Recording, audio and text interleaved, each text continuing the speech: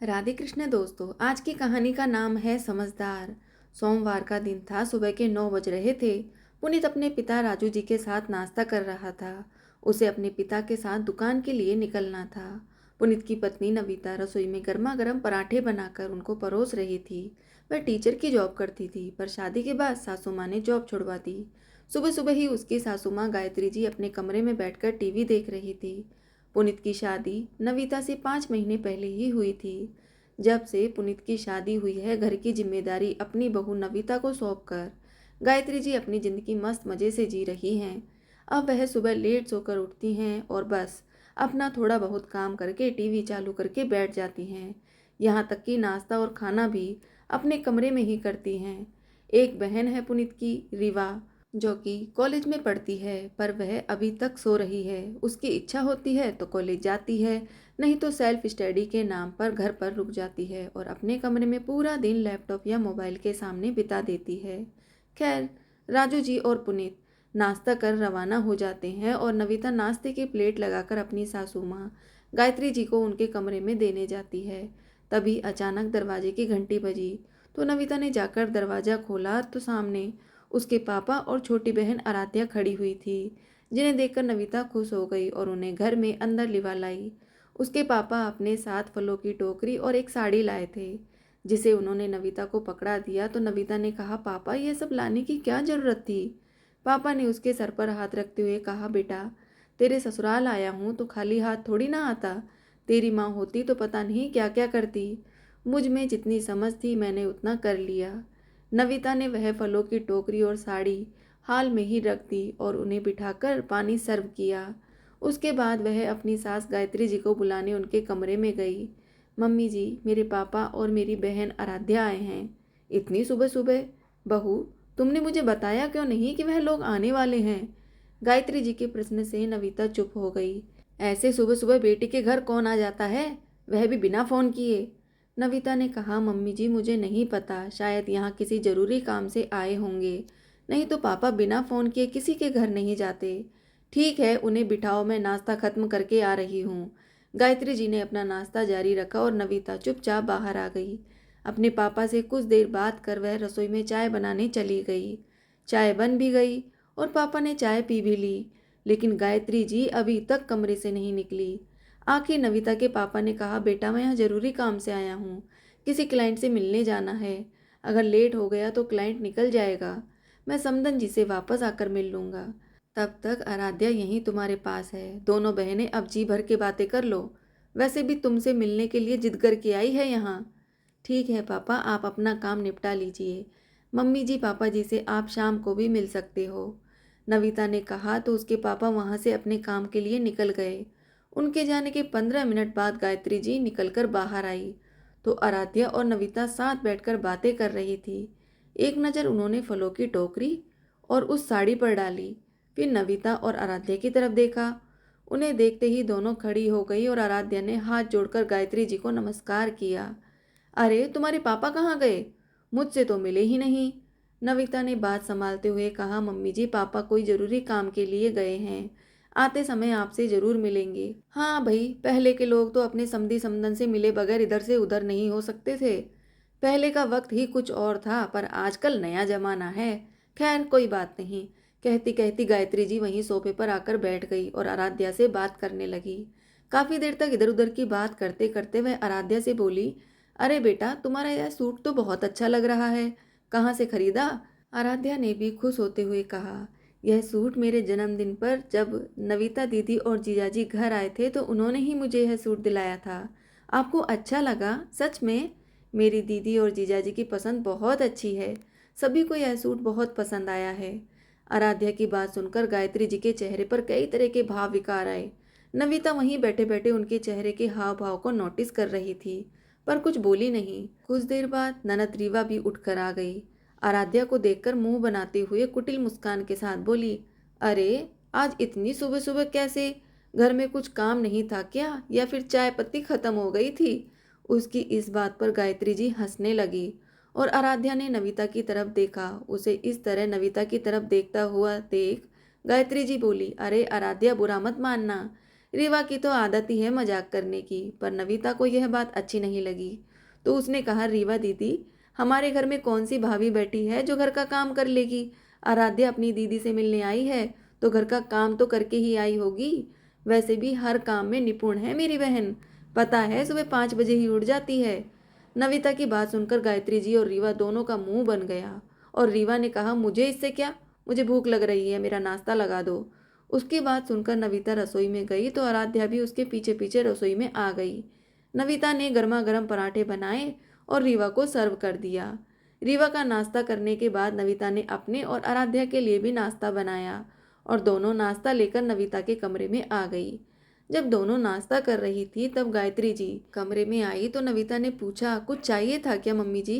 अरे नहीं, मैं तो अपना चश्मा देखने आई थी। उनकी बात सुनकर मन ही मन नविता मुस्कुरा दी और अपना नाश्ता करने लगी। जितनी देर आराध्या घर पर रही, गायत्री जी किसी ना किसी बहाने नविता के कमरे में आ ही रही थी। नविता को सब कुछ समझ में आ रहा था, पर अपनी बहन के सामने क्या तमाशा करती। 2 घंटे बाद नविता के पापा आ गए तो जाते समय नविता ने अपने पर्स में से 500 रुपये निकाले और बाहर हाल में आकर आराध्या के हाथ में रख दिए। गायत्री जी को यह बात नागवार गुजरी। उसके पापा के जाने के बाद गायत्री जी बोली, अरे वाह बहू रानी, बहुत पैसे आ गए हैं क्या तुम्हारे पास? क्या जरूरत थी अपनी बहन को 500 रुपये देने की? 10-20 रुपये उसके हाथ में रख देती तो वह वैसे ही खुश हो जाती। मम्मी जी, आराध्या मेरी शादी के बाद पहली बार मेरे ससुराल आई है, अच्छा लगता है क्या 10-20 रुपये देना? हाँ हाँ, खुद तो बड़े अमीर घराने की बेटी है ना। क्या लेकर आए तेरे पापा? एक फलों की टोकरी और तेरे लिए साड़ी। और मुझे क्या देकर गए? यह 500 रुपये का लिफाफा। अरे मेरी बेटी भी तो घर में थी, उसके हाथ में तो कुछ भी नहीं दिया ना। देखिए मम्मी जी, मेरे पापा में जितनी समझ थी उन्होंने उतना कर दिया। रीवा दीदी एक बार भी बाहर आकर मेरे पापा से नहीं मिली तो भला मेरे पापा को कैसे पता चलता कि वह घर में है? यह बात सुनकर गायत्री जी बोली, बहू बेवजह की बकवास मत कर मुझसे। तू बड़ी सेठानी बन रही है ना, जो अपनी बहन के जन्मदिन पर सूट खरीद कर देकर आ गई। किससे पूछकर तूने ऐसी हरकत की? तेरी तो नीयत ही खराब है। हमारे यहाँ सामान मुफ्त में आता है क्या, जो लुटाती फिर रही हो अपनी बहन पर? मम्मी जी, मेरी बहन को देने के लिए मैंने पैसे आपसे नहीं लिए, फिर आप बेवजह बात क्यों पकड़ रही हैं? नविता का ऐसा कहते ही गायत्री जी का गुस्सा फूट पड़ा। बहुत जबान चलने लगी है तेरी। आने दे आज पुनीत को, फिर बताती हूँ तुझे। मेरे घर को मुफ्त में लुटाने नहीं दूंगी। तुझे बर्दाश्त कर रही हूँ, इसका मतलब यह नहीं है कि तू सर पर नाचेगी। बड़बड़ाती हुई गायत्री जी अपने कमरे में जाकर बैठ गई।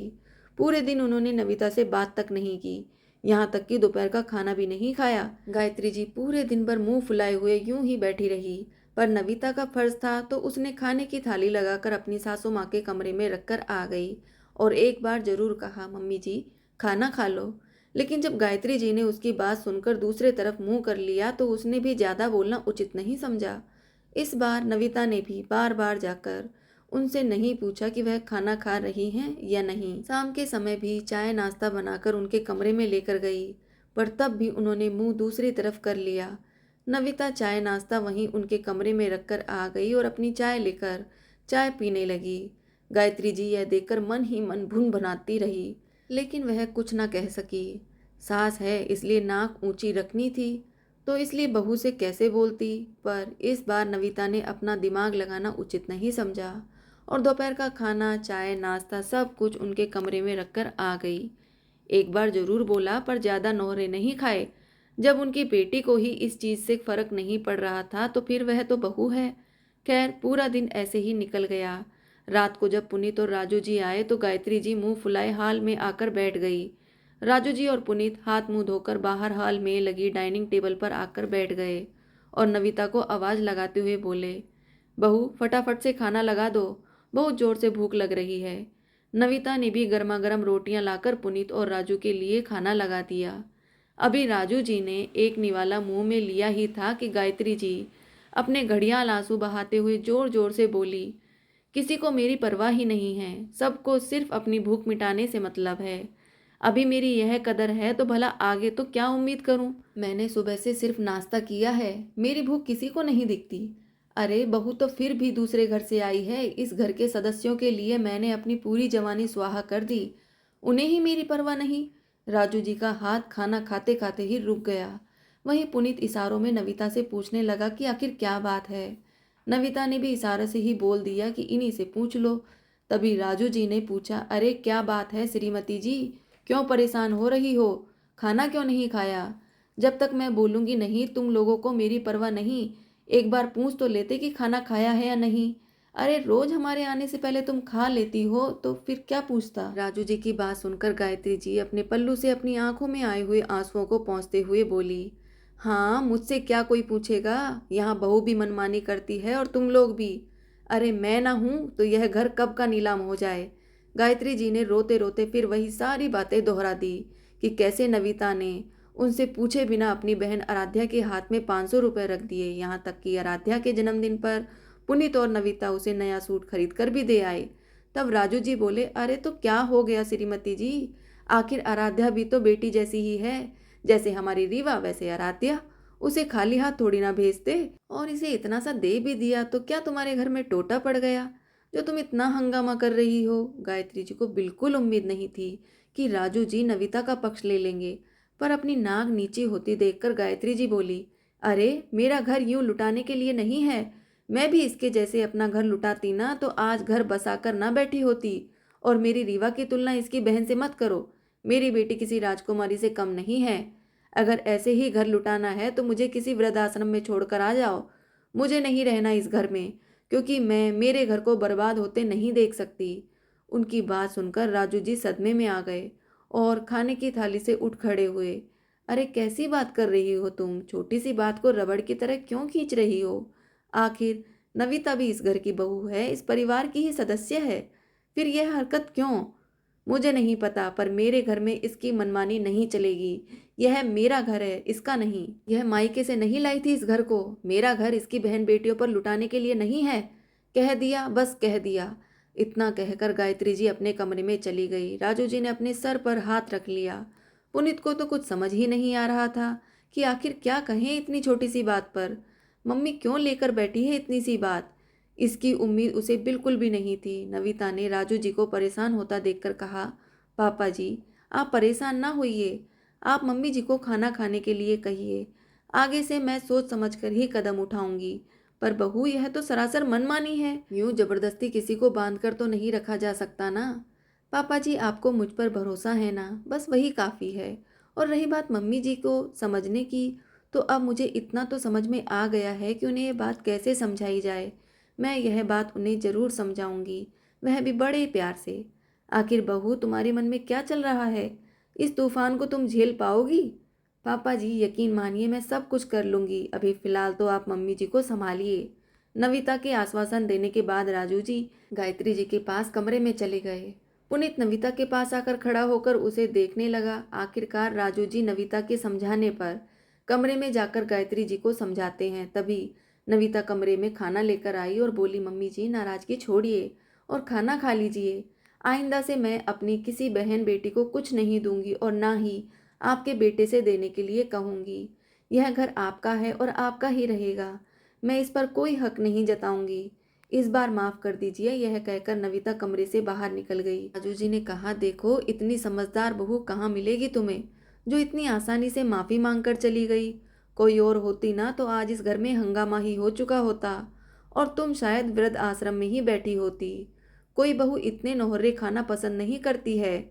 हाँ जी तुम्हारी ही बहू अनोखी है, ज़्यादा सिर चढ़ाने की जरूरत नहीं है। गायत्री जी खाने की थाली अपने पास सरकाती हुई बोली और खाना खाने लगी। आखिर आज उनकी जीत हुई। बहू को उसकी औकात दिखा दी थी उन्होंने। इधर जब नविता अपने कमरे में आई तो पुनीत उससे बोला, नविता मम्मी ऐसा क्यों कर रही है और तुम बार बार माफ़ी क्यों मांग रही हो? यहाँ पर मम्मी गलत है, लेकिन मैं तो कुछ कह नहीं पाया। जब वह पापा की ही नहीं सुन रही तो मेरी क्या सुनती? पुनीत की बात सुनकर नविता मुस्कुराकर बोली, आप क्यों बात दिल पर ले रहे हो? मैं हूं ना, सब संभाल लूंगी। अरे ऐसे कैसे संभाल लोगी? पूरी जिंदगी इसी घर में मम्मी के साथ बितानी है, कैसे? बस तुम देखते जाओ। कहकर नविता अपने कामों में लग गई। वहां पुनीत उसे देखकर हैरान था। आखिर नविता के मन में चल क्या रहा था? वह उसकी बातें बिल्कुल नहीं समझ पाया, पर नविता को इतनी शांतिपूर्वक अपना काम करते देखकर वह भी तसल्ली करके बैठ गया। वक्त यूं ही बीत रहा था। आज रीवा का जन्मदिन था। गायत्री जी बहुत खुश थी। आज उन्होंने अपने मायके के परिवार वालों को और ननद के परिवार वालों को खाने पर आमंत्रित किया था। हाँ, नविता से उसके घर पर भी फ़ोन करने को कहा था, पर उसने फ़ोन ही नहीं किया, ना ही किसी से कुछ बोला। शाम का खाना सबका यही बनना था, क्योंकि सुबह रीवा अपने दोस्तों के साथ सेलिब्रेट करने बाहर जाने वाली थी। गायत्री जी ने खाने में क्या क्या बनने वाला है वह सारा मेनू डिसाइड कर नविता को बता दिया। साथ ही एक लिस्ट तैयार कर पुनीत को पकड़ाते हुए बोली, पुनीत फटाफट यह सामान ला दे ताकि कुछ तैयारी तो दिन में ही हो जाए और शाम को कोई कमी ना रहे। पुनीत ने दुकान पर जाते समय वह पर्ची ग्रोसरी वाले को दे दी, जो कि आधे घंटे में ही वह सामान घर पर पहुंचा गया। नविता ने भी फटाफट सुबह का काम निपटाया और शाम के खाने की तैयारी में लग गई। शाम के 4 बजते बजते नविता ने मूंग का हलवा, गुलाब जामुन, दही बड़े, मटर पनीर की सब्जी, दाल मखनी, मिक्स वेजिटेबल तैयार करके रख दिए। साथ ही आटा भी गूंद कर तैयार कर लिया। पूरी तो मेहमानों के आने के बाद ही बननी थी। गायत्री जी आकर बस 2-3 बार चेक करके गई थी कि काम सही से हुआ है या नहीं।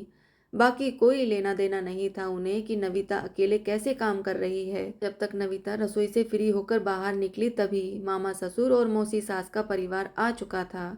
उनके लिए चाय नाश्ता बना ही रही थी कि इतने में बुआ सास का परिवार भी आ गया। सबके लिए चाय पकौड़ी बनाकर सर्व की और तैयार होने अपने कमरे में आ गई। थोड़ी देर बाद रीवा भी आ गई। तब तक पुनीत और राजू जी भी घर पर आ गए। इतने में गायत्री जी बोली, बहू फटाफट से केक ले आओ, सब लोग आ चुके हैं तो पहले केक कट कर लेते हैं। पर उन्होंने एक बार भी नविता के परिवार वाले क्यों नहीं आए यह नहीं पूछा। खैर, नविता कुछ चीज की उम्मीद भी नहीं करती। हाँ, राजू जी और पुनीत ने जरूर नविता से पूछा था तो नविता ने उन्हें साफ साफ बता ही दिया कि उसने फ़ोन ही नहीं किया। यह बात राजू जी और पुनीत को बिल्कुल अच्छी नहीं लगी। उस समय दोनों में से किसी ने कुछ नहीं कहा। खैर, थोड़ी देर बाद में रीवा अच्छे से तैयार होकर आ गई। तब तक नविता भी केक लेकर आ गई। जब रीवा ने केक काटा तो सब लोगों ने उसे बधाइयाँ दी। बधाई के साथ साथ सबने अपने लाए हुए गिफ्ट रीवा के हाथ में रखे। साथ ही राजू जी और गायत्री जी ने एक मोबाइल रीवा को गिफ्ट में दिया तो वह बहुत खुश हो गई। यह सब होने के बाद नविता रसोई की तरफ जाने लगी तो पुनीत भी केक उठाकर उठ के पीछे पीछे रसोई में जाने लगा। बुआ जी बोली, अरे पुनीत तू कहाँ जा रहा है? सब लोगों ने गिफ्ट दिए हैं तो तुम भाई भाभी की तरफ से गिफ्ट कहाँ है? बुआ जी की बात सुनकर मामी ने भी कहा, अरे हाँ, मुंह छुपाकर कहाँ रसोई में जा रहे हो? एक ही तो बहन है, उसको तो गिफ्ट देना बनता है। मौसी सास भी कहाँ पीछे रहने वाली थी, वह भी बोली, आखिर हर साल अकेला देता था, इस बार तो पत्नी भी साथ में है। सबकी बात सुनकर रीवा भी कहने लगी, भाभी मेरा गिफ्ट कहाँ है? माफ करना रीवा, पर मैं तो बहन बेटी को कोई गिफ्ट नहीं दे सकती, इसलिए आपके लिए कोई गिफ्ट लिया ही नहीं। मम्मी जी ने मना किया था। रीवा ने पुनीत की तरफ देखते हुए कहा, भैया मेरा गिफ्ट कहाँ है? अपनी साली को तो सूट दिला दिया था, मुझे कुछ भी नहीं दे रहे हो। देख लो, बीवी के आने के बाद अच्छे अच्छे बदल जाते हैं। अभी तो हम हैं तो यह हाल है, बाद में तो बहन को पूछेंगे भी नहीं। सच है, आजकल के लड़के बीवी का सिखाया जल्दी ही सीखते हैं। गायत्री जी ने भी तंज करते हुए कहा, नहीं मम्मी, बीवी ने कुछ नहीं सिखाया, यह तो आपके सिखाए हुए संस्कार हैं। मैं नहीं चाहता कि मेरी मम्मी वृद्धाश्रम में जाकर रहे, इसलिए अब किसी बहन बेटी को मैं कुछ नहीं दूंगा। उसकी बात सुनकर सब लोग हैरान हो गए और गायत्री जी की तरफ देखने लगे। मैंने कब मना किया तुझे अपनी बहन बेटियों को कुछ देने से? मैं तो सिर्फ नविता को। यह कहते कहते माया जी रुक गई। मुझे तो मना नहीं किया, लेकिन नविता को तो मना किया था ना। आपने कहा था ना कि यह घर आपका है और आपका ही रहेगा, और आपकी मर्जी के बगैर हमने किसी बहन बेटी को कुछ दिया तो आप वृद्ध आश्रम में रहने चली जाएंगी। मैं तो नविता का पति हूँ, मेरी बहन उसकी बहन है और उसकी बहन मेरी बहन है। इस नाते अब मैं रीवा को कुछ नहीं दूंगा। गायत्री जी सदमे में आ चुकी थी और राजू जी की तरफ देख रही थी। राजू जी ने मुस्कुराकर कहा, शुक्र मनाओ, अभी तो सिर्फ देने में मना किया है, यह नहीं कहा कि माँ आप यहाँ रहो, हम लोग घर छोड़कर चले जाते हैं। तुम खुद इस दिन के लिए जिम्मेदार हो। गायत्री जी ने नविता की तरफ देखा तो नविता ने कहा, मम्मी जी मैं क्या बोलूं, यह तो आप ही के शब्द हैं। इस कारण से तो मैं रीवा के लिए कोई गिफ्ट ही नहीं लाई और ना ही पुनीत से लाने के लिए कहा। यह सब सुनकर मामी जी बोली, गायत्री तुम ऐसी हरकत करोगी इसकी उम्मीद नहीं थी। शायद इसी कारण आज नविता के परिवार वाले यहाँ मौजूद नहीं हैं। कितनी आसानी से तुमने कह दिया कि वृद्धाश्रम छोड़ आओ। अरे जो लोग वहां रहते हैं उनकी जिंदगी क्या होती है पता है तुम्हें? गायत्री जी नजरें झुकाए खड़ी हुई थी। उन्हें इस तरह खड़ा देखकर राजू जी ने कहा, हमारा इरादा तुम्हें शर्मिंदा करने का नहीं था श्रीमती जी, पर तुम कुछ समझने का नाम ही नहीं ले रही थी, इसलिए सबके सामने यह सब कहना पड़ा। गायत्री जी शर्मिंदा थी। उन्होंने नविता और पुनीत से अपनी गलती की माफी मांगी और खुद पुनीत के साथ जाकर आराध्या और नविता के पापा को घर लेकर आ गई। धन्यवाद दोस्तों, मिलते हैं दूसरी कहानी में। जय श्री राधे कृष्ण।